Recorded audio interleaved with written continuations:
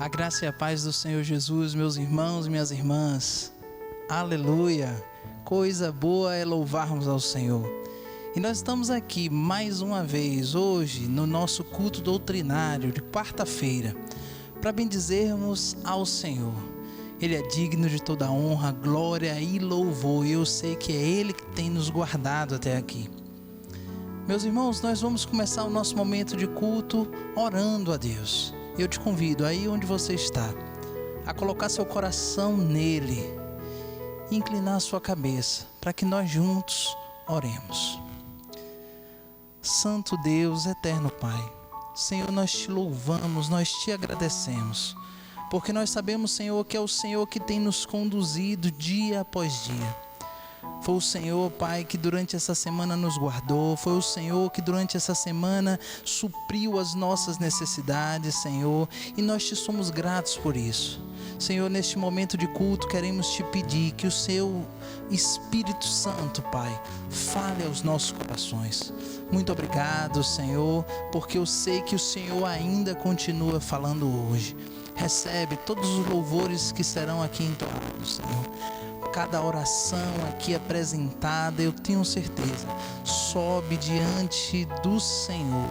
E o Senhor, segundo a tua boa vontade, Senhor, no teu tempo cumprirá.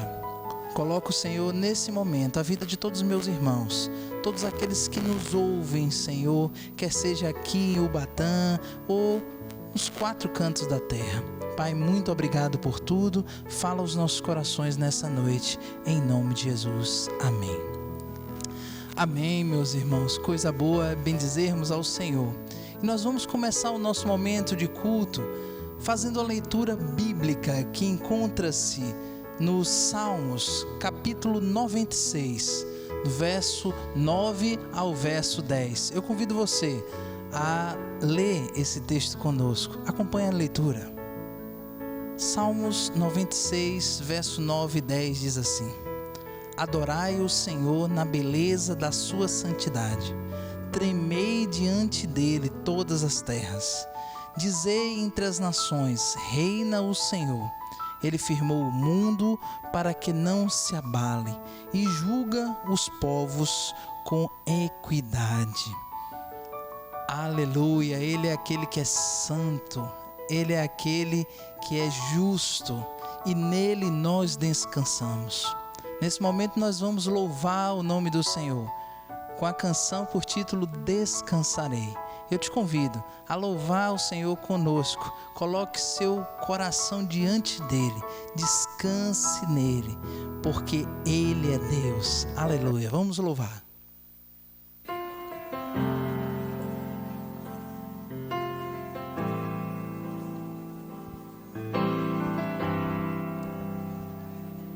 Aleluia, louvado seja o teu nome, Senhor. No Senhor nós descansamos, Senhor. Aleluia. Descanse nas mãos do Senhor. Descanse nos seus braços, Ele cuida de você. Oprime com tuas mãos, com poder,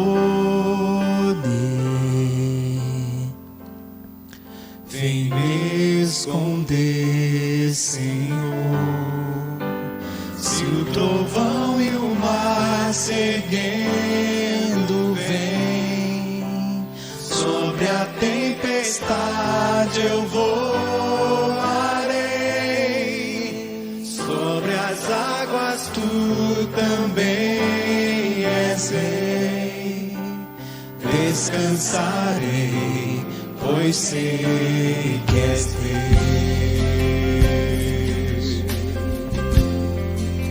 Louve ao Senhor. Minha alma está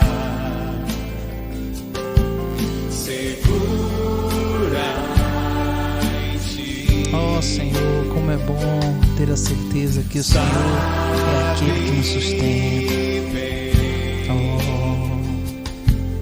Quem Cristo firme está. Se o trovão e o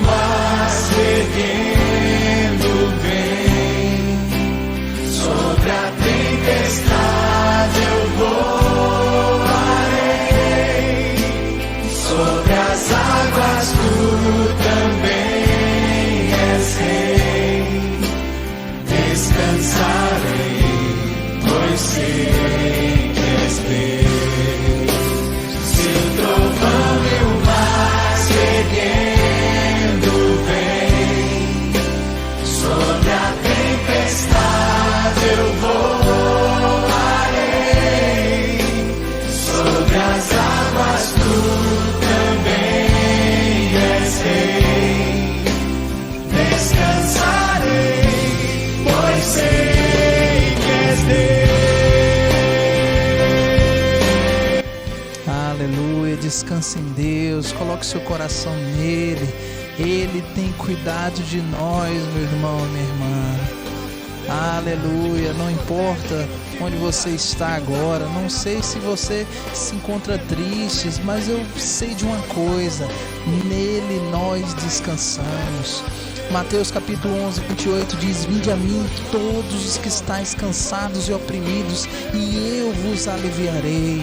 Você não está sozinho, aleluia. Ele é rei, ele é o Senhor, ele é digno de toda a honra e glória, ele é aquele que cuida de nós, aleluia. Deus, ele é muito bom.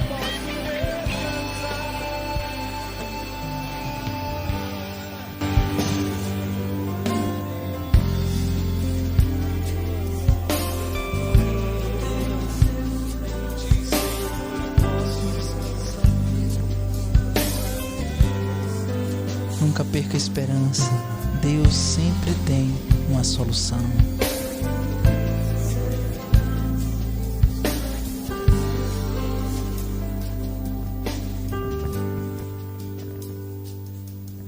Minha alma está segura em ti. Sabes bem que em Cristo firme está. Se o trovão e o mar se erguendo vem, sobre a tempestade eu voarei, sobre as águas tu também és rei. Descansarei, pois sei que és Deus. Se o trovão e o mar se erguendo vem, sobre a tempestade eu voarei, sobre as águas tu também és rei. Descansarei, pois sei que és meu. Se o trovão e o mar se erguendo Aleluia.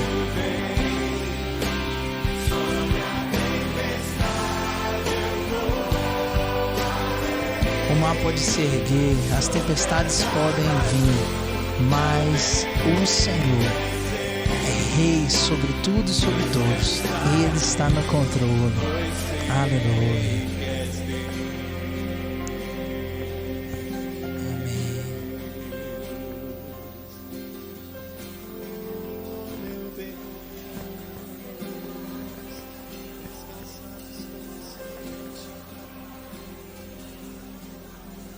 Amém. Aleluia, glória a Deus. Descanse em Deus, meu irmão. O texto de Romanos, capítulo 8, verso 31 e 33, diz assim: que diremos, pois, à vista dessas coisas? Se Deus é por nós, quem será contra nós? Aquele que não poupou o seu próprio filho, antes por todos nós o entregou, porventura não nos dará graciosamente com ele todas as coisas? Quem intentará acusação contra os eleitos de Deus? É Deus quem os justifica. Aleluia! Ele é que nos justifica, Ele que nos sustenta. E mais uma vez, nós vamos agora orar. Orar agora agradecendo a Deus pelo seu cuidado, pelo seu poder, pelo seu amor. Eu te convido aí na sua casa a colocar seu coração em Deus, agora em gratidão. Agradecendo a Deus por tudo que Ele tem feito, colocando seu coração em Deus e sendo grato sempre. Oremos ao Senhor.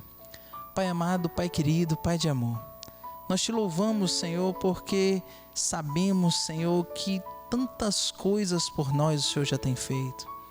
Senhor, como diz a tua palavra, que te daremos, Senhor, por tantos benefícios. Nós queremos agradecer. agradecer ao Senhor pelo seu cuidado, agradecer ao Senhor pelo seu amor, pela sua misericórdia. O Senhor tem cuidado de nós.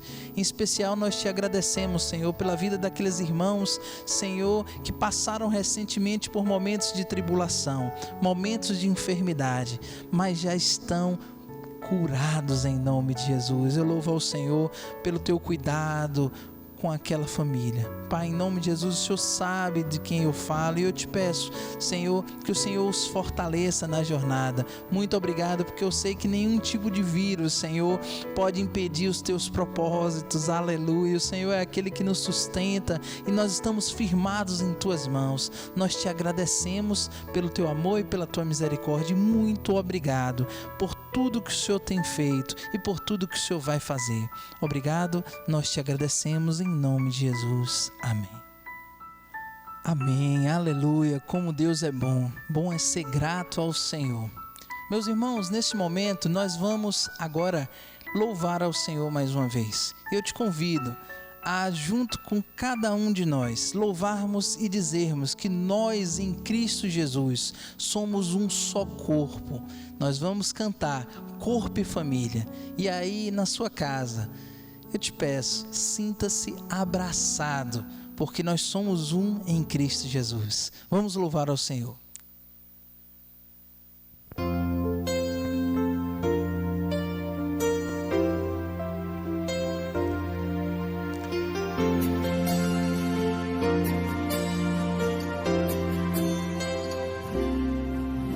Recebi um novo coração do Pai, coração regenerado, coração transformado, coração que é inspirado por Jesus. Como fruto deste novo coração,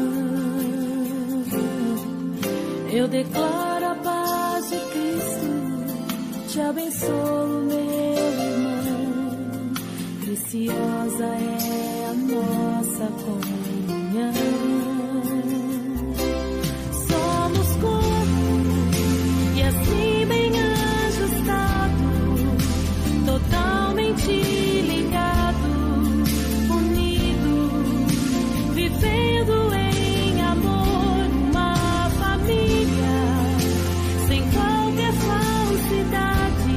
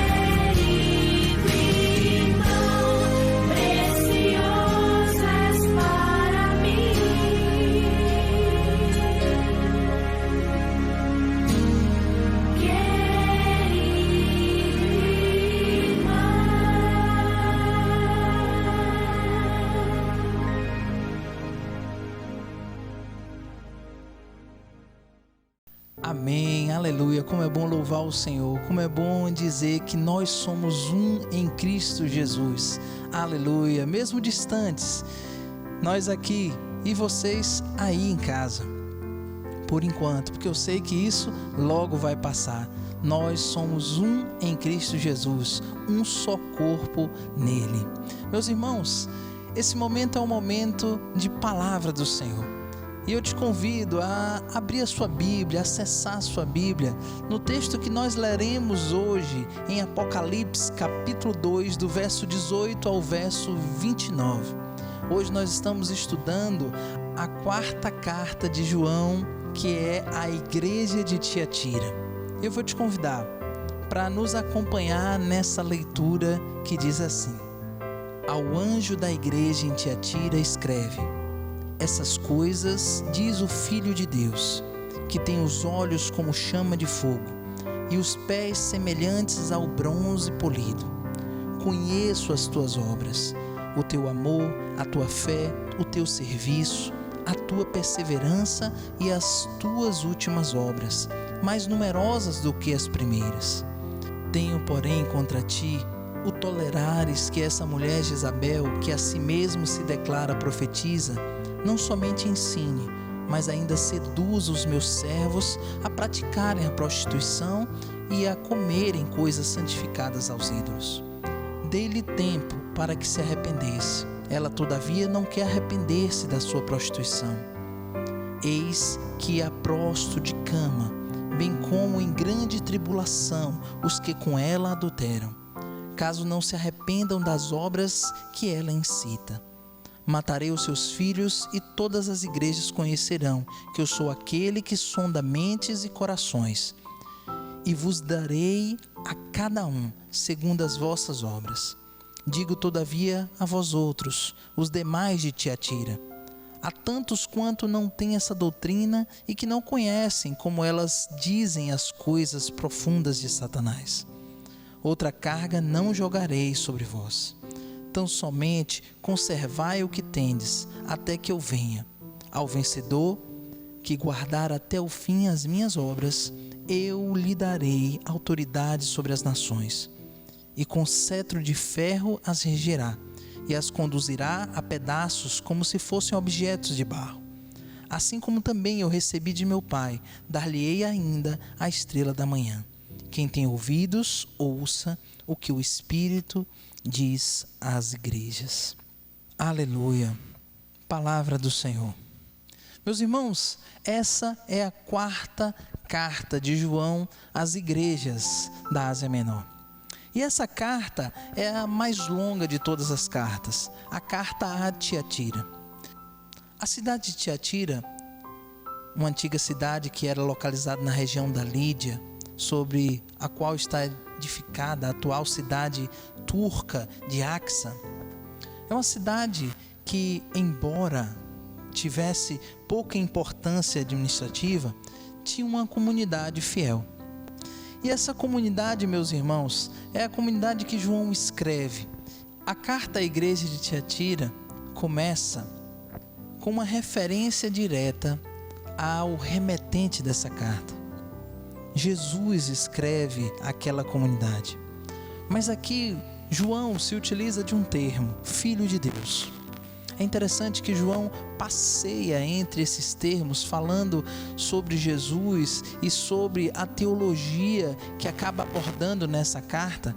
E aqui ele começa a chamar pelo Filho de Deus, mas aquele que tem olhos como chama de fogo. E é interessante quando João usa esse termo, olhos de fogo, porque esse termo se refere à perspicácia em observar o que estava acontecendo.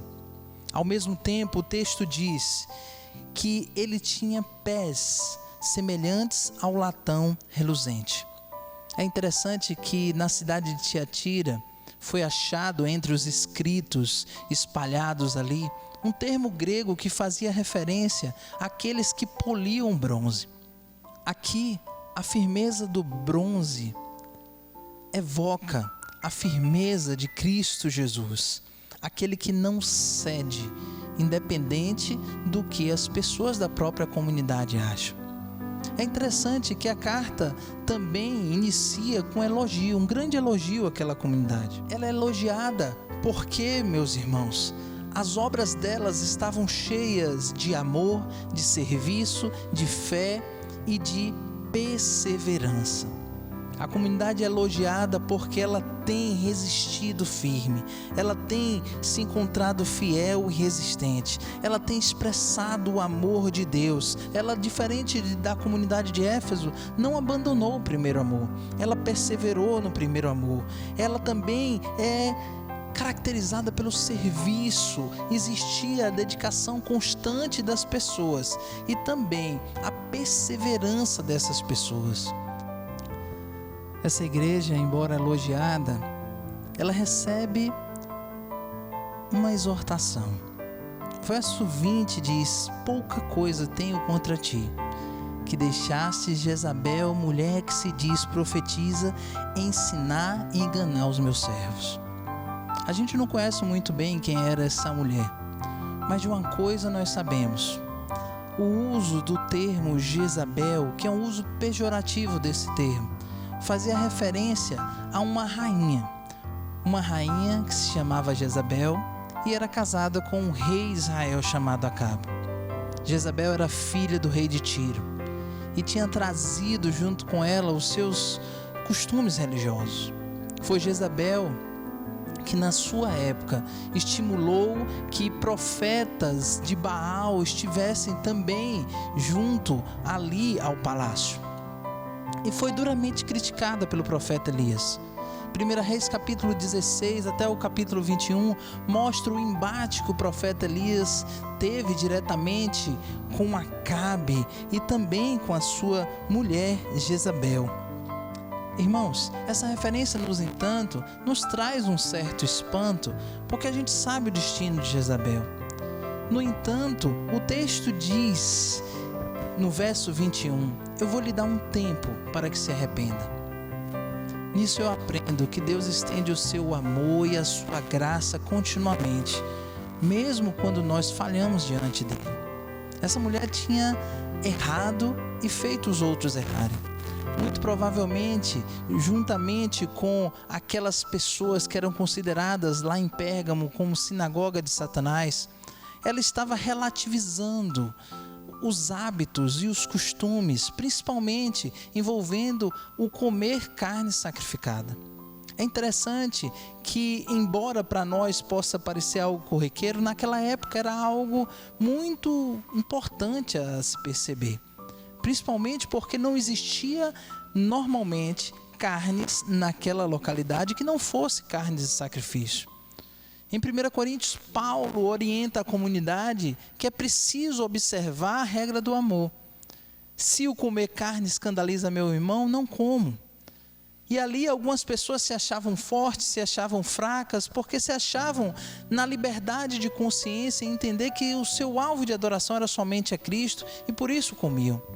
Aqui, no entanto, João orienta que depois do concílio de Jerusalém, que foi orientado para que as pessoas, os novos cristãos, que agora não precisavam cumprir os rituais judaicos, eles se abstivessem da prostituição e da carne sacrificada.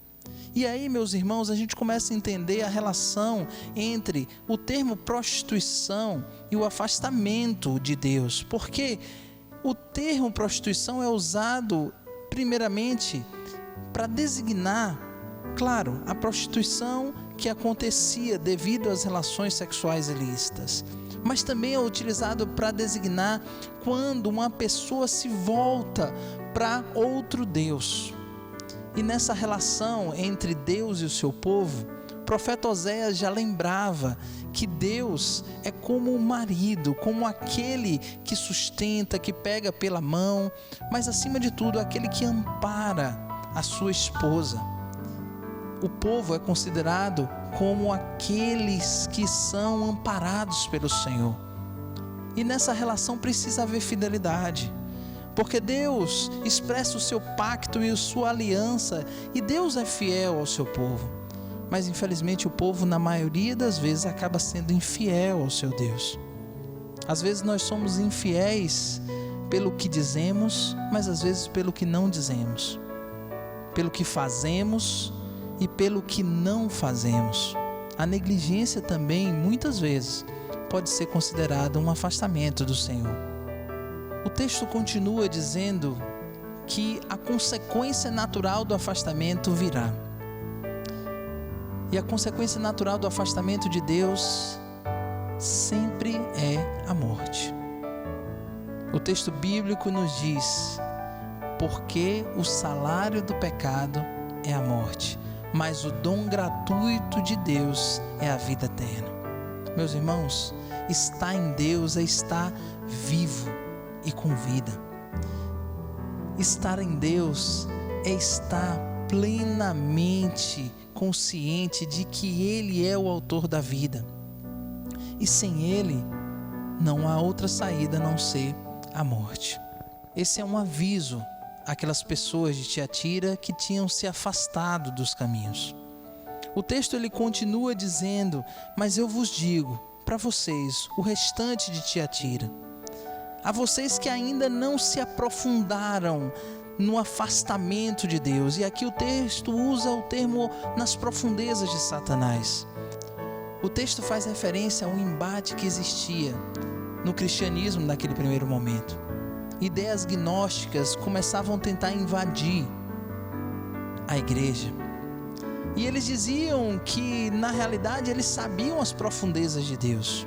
Muito provavelmente esse texto faz referência a essa relação, quando na verdade aquelas pessoas que se achavam nas profundezas do conhecimento de Deus estavam cada vez mais se afastando dos caminhos do Senhor e indo para as profundezas de Satanás.